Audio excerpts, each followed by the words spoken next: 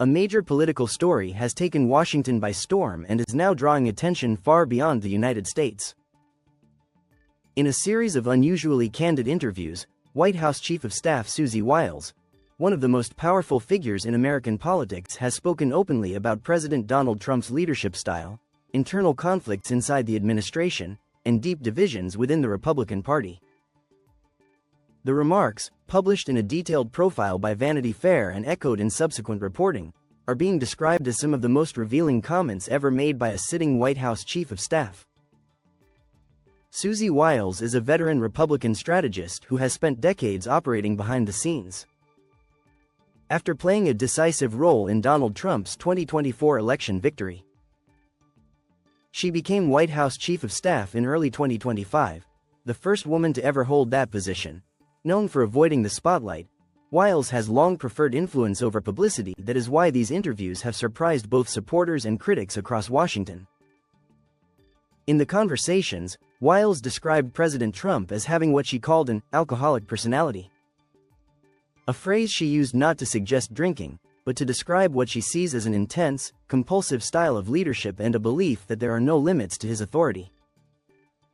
She spoke about frequent internal disagreements, particularly on foreign policy, tariffs, and the pace of major decisions. According to Wiles, her role is not to block the president, but to guide and manage the consequences of his choices.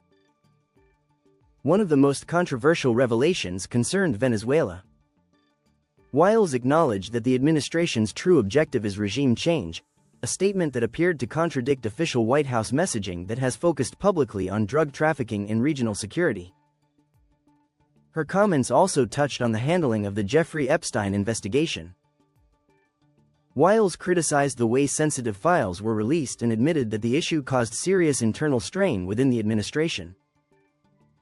She also addressed the mass pardons issued after the January 6 Capitol attack, confirming that she urged the president not to pardon individuals convicted of violent crimes, advice that was ultimately not fully followed. The interview did not stop there. Wiles offered blunt assessments of several senior figures within the administration. She described Vice President J.D. Vance as someone whose political transformation was, in her words, more strategic than ideological, and said he had a long history of engaging with conspiracy-driven thinking. She also criticized Attorney General Pam Bondi, a close personal friend, saying she mishandled key aspects of the Epstein files. An admission rarely made publicly by someone at Wiles's level. Perhaps most striking were her comments on political retribution.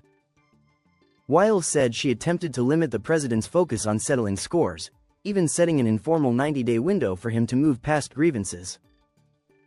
However, she acknowledged that recent indictments of Trump's political opponents could reasonably be seen as acts of retaliation, a statement that has drawn sharp reactions from both parties.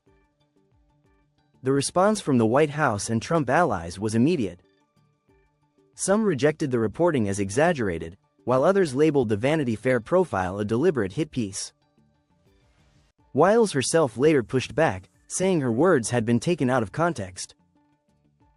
Still, political analysts say the impact is undeniable. These comments offer a rare look inside an administration where loyalty, power, and personal influence often intersect. They also raise broader questions about transparency, accountability, and how much influence unelected advisors wield at the highest levels of government. For voters in the United States and observers around the world, the interviews highlight the challenges of leadership in a deeply polarized political climate and the fragile balance between governance and personal power. As Washington continues to debate what Susie Wiles's remarks truly reveal, one thing is clear. The conversation they sparked is far from over, and the consequences may extend well beyond the walls of the White House.